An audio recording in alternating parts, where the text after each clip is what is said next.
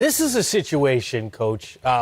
You look at no LeBron and say, oh, you lose, but you're up by 26 with Russell Westbrook, future Hall of Famer, Anthony Davis, a guy who's supposed to be a top 10 player in this league, Carmelo Anthony, top 10 scorer all time, and you're the team that gives it away.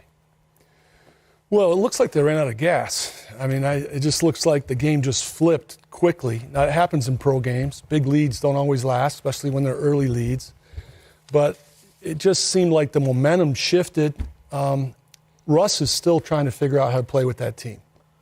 And he's still figuring out where his spots are going to come, where his shots are going to come from. He had 10 turnovers, which, he's going to turn the ball over some because he's aggressive and he's going to try to make plays for people. But it's hard to win on the road when your lead guard turns it over 10 times. Come on. I don't care what the score is. It's really difficult. Well, here's the deal. This loss was historic. And when I mean historic, on both ends of it. Check this out. Lakers entered the game 230-0 when leading by 25 or more in the last 25 years. Of course, you heard for the Thunder, that's the biggest comeback in franchise history. Russell Westbrook, Anthony Davis versus Shai Gilgeous-Alexander and Josh Giddey. Well, if you look at the turnovers, you look at the pace of play, you look at the fact that, to Coach's point, they did look like they ran out of gas, and then where's the defense? The Lakers right now are not defending, and the thing that you thought with the Lakers going back a few years ago when they won the championship in the bubble, their size, they engulf people, they can protect the rim. They came at you with Dwight Howard, all this size. Now all of a sudden, their size is not protecting the rim. Right now, it's like driving down the highway, man, with no traffic cops out there. They just open. And so now once you start that penetration and now the defense start collapsing, now these teams start kicking it out and start knocking down threes. Now you're not protecting the rim. You're not guarding the three-point line. So right now the Lakers are not playing defense. And their offense, they're scoring, but they're not efficient. The too-many turnovers. And they just got to find a rhythm right now. They got to find where they can get their stops, what lineup they can put on the floor that can play defense, because you would think with all these veteran players, defense would be the last of their issues. Yeah. Coach Boylan, when I look at Russell Westbrook, because he seems to be, look, you make a trade, you bring him in, that he's supposed to be the missing piece of what you didn't have last year, right? And in a game where LeBron doesn't play, he's supposed to be the guy leading the offense. He puts up the numbers, but the turnovers are concerning, and some of the late shot selection as well. Well, shot selection is a big issue, and they're playing on the road, and they're playing on a back-to-back. So Frank Vogel's teams have been defensive teams. They're not right now. I'm sure that's a problem. I'm sure that's what he's talking about. So they got to fix the defense first, like Coach talked about, and then worry about those other things. You said running out of gas. And, Sam, I go to you on this because I remember great coach career, but as a player, you played long in your tooth, man. You played a lot of years. I did. Played until I was 39, Chris. For this Lakers team, Russell Westbrook, down the stretch, Carmelo Anthony, down the stretch, they were on the floor. Do you think it is as simple as, okay, they're getting a little older, back-to-back, that's why they ran out of gas? Well, Chris, look, it's not necessarily that. It's not that you forget how to play basketball or don't know how to play. It's that little step here and there. And as you get later and deeper into a game, you lose a step. And you look at these young players right now, they're blowing by the Lakers, right? And that's the thing. So to Katie Bartador right now, they just can't stop anything. And right now they're trying to win basketball games with their offense. And to Coach's point, Frank Vogel teams are not built like that. They're not offensive teams. They're defensive teams that just can beat you defensively. Let's give credit to the team that overcame the largest deficit in franchise history, okay? The Thunder, and a young team being poised, Coach, and the fact that Shai Gilgeous-Alexander, what's this, year 3, year 4 for him, it just seems as if year after year we say how he plays like such a veteran. He is a veteran. I mean, he's played 3 years now. He's played a lot of games and a lot of minutes. But young players, they don't play the score. They're trying to establish themselves in the league. They're trying to prove they belong in the league. So you see a lot of teams that just keep playing. And I'm sure the coach is telling them that. You just got to keep playing, keep pounding the rock.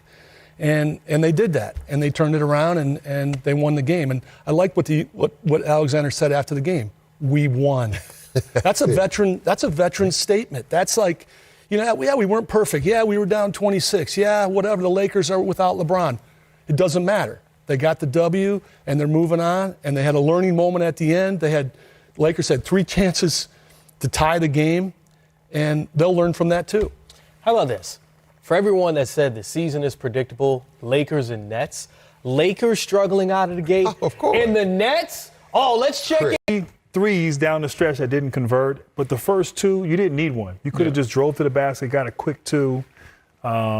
In the game execution, you expect better from an experienced team. But the bottom line, it shouldn't have come to that. Lakers were up big. They let their foot off the gas. OKC got some confidence, got back in the game, and somehow, some way, were able to finish up down the stretch. And that's what you can't do. When you have a team like OKC down, if you're the Lakers, you have to continue to apply pressure. Don't be satisfied. When you go in at halftime, you got to make sure everybody knows, hey, we can't just come out here lollygagging and think that this game is over. This team is an NBA team. They have pride. They get paid too. And that's what happened tonight. OKC, they didn't quit. Shai Gilgeous-Alexander had a great game. And down the stretch, they were the better ball club. And we talk about the Laker team. We talked earlier in the night, and how long is it going to take to gel? And you have a lot of great offensive players on this team. But the one thing early on that's just a little bit alarming is that the defense.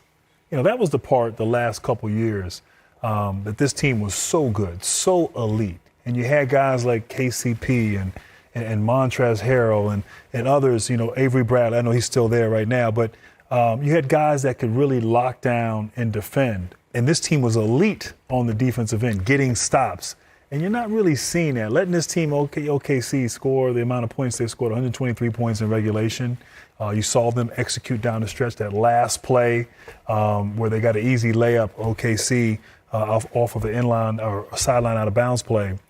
You didn't see that in years past. And that's what the blue collar, the defense guys, the guys who do the dirty work, who are those guys for the Lakers? And that's important if you're trying to win a championship, having everyone in certain roles.